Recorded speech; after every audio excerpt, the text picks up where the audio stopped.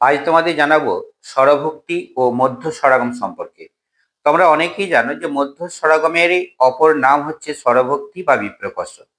কিন্তু আজ তোমাদেরকে বলবো যে সব স্বরভক্তি মধ্য স্বরাগম, কিন্তু সব মধ্য স্বরাগম স্বরভক্তি নয়।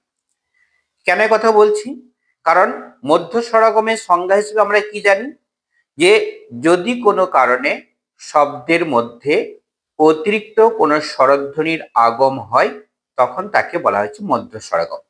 যেমন ধরো শয়ন, শয়ন থেকে যখন হচ্ছে শয়ান, এটা হচ্ছে মধ্য স্বরাগম। কারণ এটা থেকে এটা একটা আ ধ্বনি অতিরিক্ত একটা এসেছে, তাই এটা হচ্ছে মধ্য স্বরাগম। কিন্তু এটাকে আমরা স্বরভক্তি বলতে পারবো না। কারণ কি, স্বরভক্তির সংজ্ঞা হচ্ছে কি, স্বরভক্তি কথাটাকে ভাঙলে তুমি দুটো পাবে।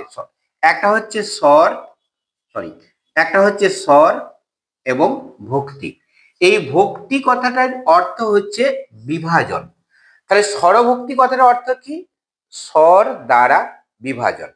তাহলে স্বরভক্তির সংজ্ঞাটা কি বলবো, যে যদি কোনো কারণে শব্দের মধ্যে অবস্থিত যুক্ত ব্যঞ্জন স্বর দ্বারা বিভাজিত হয়ে যায়, তখন তাকে বলা হচ্ছে স্বরভক্তি। যেমন ধরো ধর্ম, এই ধর্ম শব্দ থেকে যখন হয় ধরম, এটাকে বলবো স্বরভক্তি বা স্বরভক্তি।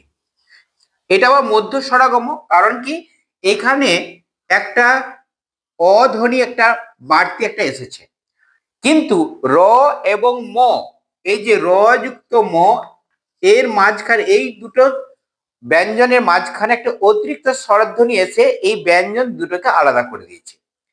তাই আমরা বলতে পারি সব স্বরভক্তি মধ্য স্বরাগম, কিন্তু সব মধ্য স্বরাগম স্বরভক্তি নয়।